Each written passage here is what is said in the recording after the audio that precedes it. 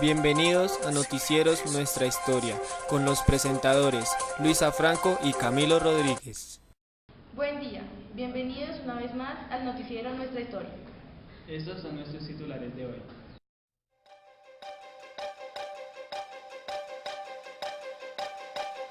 Nota conmemorativa a la imprenta en Colombia. Nos cuentan la importancia de Lutero en el desarrollo de la imprenta. Se realiza conversatorio de los inicios del periodismo universal en la Embajada colombiana. Ciudadanos opinan sobre el periodismo en Colombia. Noticia central, historia, radio y televisión. Y también las consecuencias de su llegada. Hoy conmemoramos la historia de la imprenta en Colombia. Vamos en directo con Juan Pablo Vázquez desde la Imprenta Nacional aquí en Bogotá. Buenas tardes, Luisa. Hoy me encuentro en la Imprenta Nacional en conmemoración de todos los años que lleva la imprenta en nuestro país. La historia de la imprenta comenzó en China, con el frotamiento de piedras, que fue mayormente el principio del descubrimiento de la imprenta alrededor del mundo. Los mayores descubrimientos que se han hecho se han encontrado en templos budistas, donde el estarcido o picado era un medio de reduplicación que era el predilecto por los budistas. Ellos también tenían impresión de sellos grabados en madera, que fue parte de la evolución de la imprenta. Un genio de China de esa época decidió darle la vuelta a su estampa y colocar el papel encima de los sellos. De esta forma ellos podrían tener cualquier tipo de tamaño que ellos desearan en las impresiones. La posible fecha de la invención de la imprenta fue bajo el mandato del emperador Wen en el año 594 antes de la dinastía Tang. Se dice que la imprenta se inventó en China, pero se han descubierto recientemente que los primeros moldes de impresión se descubrieron en Japón en el año 770. Nos encontramos aquí en el Museo de Artes Gráficas con Andrea Pardo, la encargada del museo. La pregunta que tengo sería, ¿cuándo llegó la primera imprenta a Santa Fe de Bogotá? Bueno, en la época de la colonia existieron 3 imprentas. La primera fue la imprenta de los jesuitas, como lo ven en este panel. Quien la manejó fue el señor Francisco de la Peña, y los únicos documentos que se imprimían eran netamente religiosos. La segunda imprenta que se funda es la Imprenta Real y fue manejada por el señor Antonio Espinosa Los Monteros. La dinámica de las impresiones ya empezó a variar, ya no eran solo religiosas, sino ya se imprimió, digamos, el primer aviso del terremoto, que fue como el primer diario que se publicó. También se publicó un diario científico, que fue La cura sobre la viruela, de José Celestino Mutis, y al mismo tiempo se fundó una tercera imprenta, que es la Imprenta Patriótica, que fue la manejada por Antonio Nariño. Antonio Nariño es el primer impresor criollo que tuvimos, porque pues, se tiene en cuenta, los anteriores impresores habían sido españoles. En la imprenta de él se imprime Los derechos del hombre y ciudadano en el año 1793, y también se imprime un periódico muy importante que era La Bagatela. En ese periódico se divulgaban todos los aires independentistas del momento. Ya para finalizar, quisiera saber en qué año se fundó el Museo de Artes Gráficas. Bueno, el Museo de Artes Gráficas se fundó el 30 de abril de 1964 por el señor Tarcisio Higuera. El museo antes quedaba ubicado en la antigua sede de la Imprenta Nacional de Colombia. En el año 2001, la imprenta se traslada a esta nueva sede y el museo queda pues guardado mientras que se conseguía, digamos, todo el presupuesto para que el museo fuera una realidad. Entonces el museo se reinaugura el 2 de marzo del 2010, aunque ves, no hace mucho tiempo, lleva pues como 3 años, y pues hemos tenido gran, digamos, afluencia de público. Muchas gracias, sigan en el estudio. Interesante cómo se ha ido desarrollando la imprenta desde que llegó a nuestro país. Pensar que pasamos de máquinas enormes para imprimir texto en papel a impresoras más pequeñas y caseras. Así es, Camilo, pero debemos tener en cuenta que sin la intervención de Martín Lutero en la imprenta no tendríamos textos más variados. Vamos con Andrés Rocha en directo desde la Iglesia Luterana aquí en Bogotá. Así es, Luisa, nos encontramos desde la Iglesia Luterana, donde estuvimos hablando con el pastor Sigifredo. Él se hace llamar el Redentor en esta iglesia. Él nos estuvo contando sobre la historia de esta iglesia y sobre Martín Lutero. Veamos qué nos dijo. Así es, nos encontramos en la Iglesia Luterana. Como todos sabemos, gracias a la invención de la imprenta, Martín Lutero pudo publicar las 95 tesis y la traducción de la Biblia. Entonces, para saber un poquito más sobre esta iglesia, nos encontramos con el pastor. Buenas noches. Buenas noches, Andrés. ¿Cómo está? ¿Cómo recibió la iglesia luterana este nombre? Bueno, realmente la iglesia luterana, le dijeron luterana porque Lutero fue el que hizo la reforma, pero Lutero nunca quería hacer otra iglesia, lo que quería era reformar la iglesia de Occidente, que nosotros conocemos como Iglesia Católica Romana.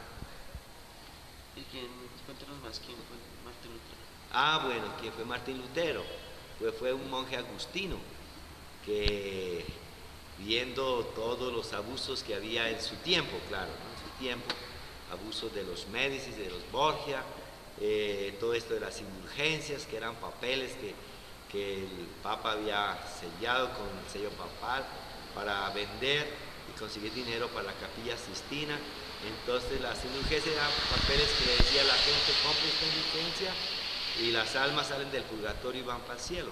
Entonces Lutero, viendo todos esos abusos y conociendo la palabra de Dios, pidió algunas reformas, como por ejemplo que no se engañara a la gente con esas indulgencias, sino que le enseñaran la palabra de Dios, porque la Biblia decía que uno iba al cielo era por fe en Jesucristo y no había purgatorio ni limbo como había inventado en ese tiempo, porque en la Biblia no hay purgatorio ni limbo. ¿Y hace cuánto existe esta iglesia? Entonces eso sucedió en 1517 en Alemania, o sea, ahorita vamos a cumplir 500 años, en 2017 cumplimos 500 años de la Reforma, y por eso hay iglesias luteranas en muchos países. Aquí en Colombia lleva 80 años. Bueno, muchas gracias, pastor. De nada, Andrés, que le vaya bien en la tarea. Bueno, entonces, buenas noches. En otras noticias, nuestra corresponsal Jamie Suárez se encuentra cubriendo un hecho muy importante para los periodistas. Vamos en directo desde la Embajada de Colombia. Claro que sí, Camilo, nos encontramos aquí con los embajadores de Francia, Inglaterra y Alemania en una discusión sobre los inicios del periodismo universal. Vamos a oír la discusión. Bueno, señores, en Alemania en el siglo XVII se hicieron más de 200 periódicos documentados en este mismo país, 60 de los cuales corresponden a los 30, en el momento elegido de la llamada Guerra de los 30. Además, 3 de la primera década de 1600 y otros 20 y 37 de los años 10 y 20. Esto es muy interesante, pero a diferencia de nuestro país, la primera gaceta semanal autorizada en Francia apareció en 1631, con notarios retrasos frente a las ciudades alemanas, una de las cuales se publicaban incluso bisemanalmente, la gaceta editada por Renaudot, que encargó Luis XIII, y su ministro el cardenal Richelieu. Señores, igual que Francia, Alemania e Inglaterra, la historia de ella, de la imprenta anterior a la libertad de la prensa, es distinta en Inglaterra que en los demás países, porque en 1622 apareció el primer seminario inglés bajo el nombre... Y así continúa este debate. A lo largo de esta discusión se tocarán temas como la evolución que ha tenido el periodismo universal al pasar de los años. Seguimos con ustedes en el estudio. Gracias, Jamie. Estaremos muy atentos de cómo concluye este conversatorio. Salimos a las calles de nuestra ciudad a preguntarle a la gente del común qué opina del periodismo en Colombia y qué papel juega este en la situación que ahora se vive en Venezuela. Bueno, nos encontramos aquí en la calle 80, nos encontramos con la señora María. ¿Qué piensas por periodismo? Periodismo es una tarea bien tediosa de comunicar las noticias, pues cualquier situación que esté sucediendo en el momento. Es tratar de comunicar a la gente lo que está sucediendo y saber la comunicación. Teniendo en cuenta los conflictos que hay ahora en Venezuela, ¿tú qué opinas de los papeles del papel que tienen los comunicadores sociales hacia este conflicto? Es una situación social de que están acostumbrados a un sistema y han sido manejados demagógicamente. No se sabe qué irá a pasar allá. O sea, la violencia que nosotros estamos acostumbrados allá nunca se veía. Esperemos que no lleguen a las situaciones que hemos estado. Bueno, muchísimas gracias. Es interesante llegar a escuchar las diferentes opiniones de la gente de nuestra ciudad. Ahora, en directo tenemos a nuestra corresponsal Aida Pérez, que nos hablará brevemente sobre el periodismo en Colombia. Bueno, Camilo, teniendo en cuenta la historia del periodismo, el padre principal de esta causa fue Manuel Socorro Rodríguez. Siendo él cubano, trajo el periodismo para Colombia, por la principal que fue un terremoto en Santa Fe. Fue publicado en la primera Gaceta de aquí de Santa Fe. Esta publicación fue una de las mejores publicadas en Latinoamérica. Viendo el periodismo con el cual inició Manuel, comparado con el siglo XXI, el periodismo ha cambiado en un 100%, porque ya la libre expresión del periodista no está, porque ya los medios de comunicación y el gobierno tienen una manipulación en ellos, porque son como títeres manejados por este medio. Camilo, teniendo esto en cuenta, sigue tú con la siguiente información.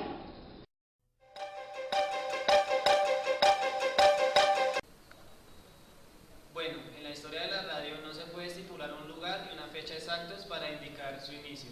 Varios inventores y científicos fueron dando su aporte para que la radio resultara totalmente satisfactoria. Todo empezó en 1835 con Samuel Morse, que creó el telégrafo. En 1840, el telégrafo avanzó cambiando las agujas magnéticas por las tiras de papel, creando el código de puntos y líneas. En 1864, Maxwell creó la teoría de las ondas electromagnéticas que viajan a la velocidad de la luz. En 1876, Thomas Edison creó el primer dispositivo para grabar y emitir la voz y el sonido, creando así lo que hoy conocemos como el micrófono. En 1866, Henry Hertz descubrió las ondas electromagnéticas para crear así el primer receptor. En 1897, Marconi sistematizó todo lo anterior, convirtiéndose así en el padre de la radio, solucionando las necesidades de mucha gente de comunicarse a grandes distancias, acortando las distancias entre ciudades y estados y volviéndose indispensable para el gobierno, para los militares y para las embarcaciones. Ahora vamos con un reportaje de nuestra corresponsal Aida, que nos aclarará un poco más sobre este tema. Bueno, Camilo, lo que tú dices sobre la historia de la radio tiene mucha razón, teniendo en cuenta que la edad de oro de la radio fue 1930 a 1940, llenando necesidades de personas que sufrían de crisis difíciles en esos momentos. También de alegría, felicidad, historias sobre cada una de sus radionovelas. Aparte de eso, también la radio educaba. Tenía cada sector para educar a las personas que no tenían los recursos suficientes o no tenían cómo llegar a una institución o a un colegio para ser educadas. Quiero que tú sigas con la siguiente nota.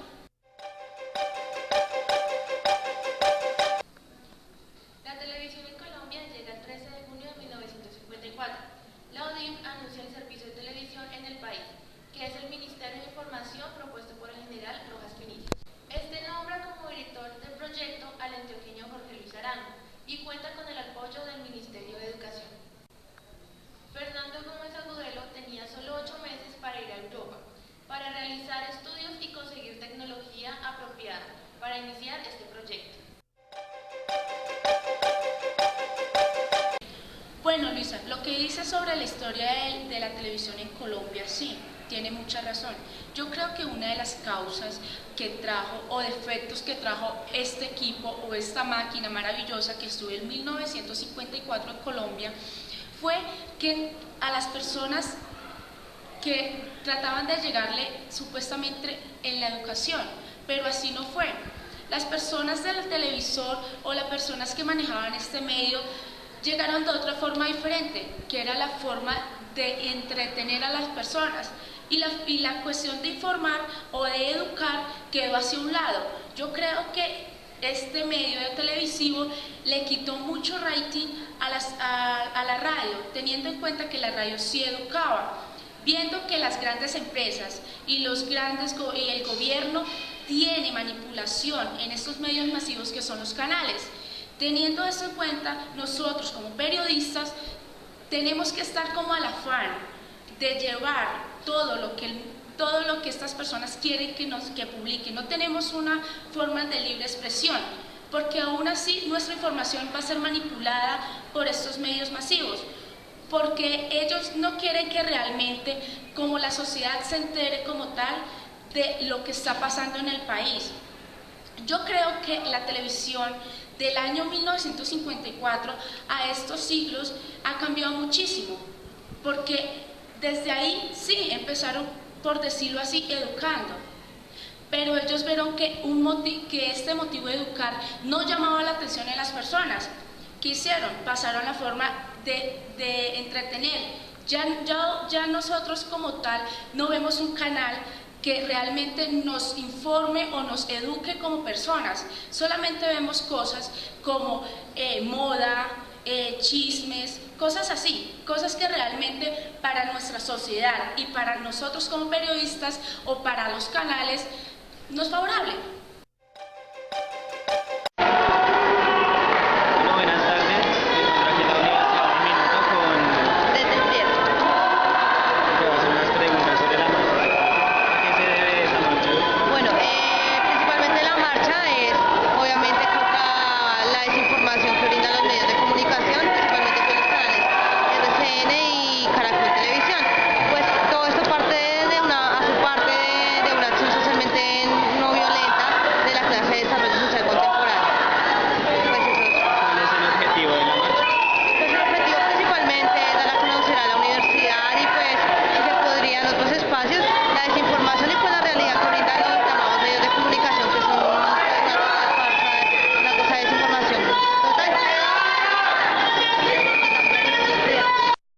Gracias por complementar nuestra información. Esto es todo por nuestra emisión de hoy.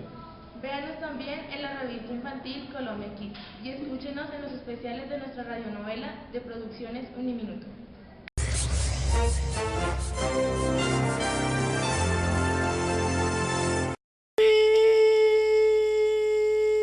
¿Se está grabando? Interesante cómo se debe desarrollar la empresa desde que llegó a nuestro país. Pensar que pasamos de máquinas enormes parece bien. Vean, así como la tiene él. Cuádrelo, que quede bien. No, pero no le ponga los dedos acá, lo tapa. Interesante cómo se debe.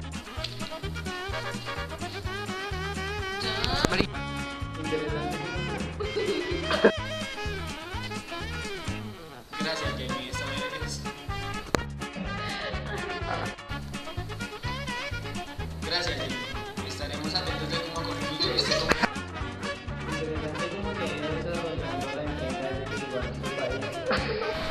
Unas pequeñas tallas de piedra para ponerlas en el papel. Porque es que no. Porque es que no. Porque es que no.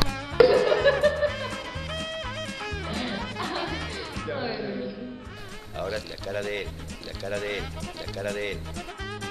Interesante cómo se debe desarrollando la empresa. Creó la teoría de las ondas que viajan a través de la velocidad de la luz. En 1870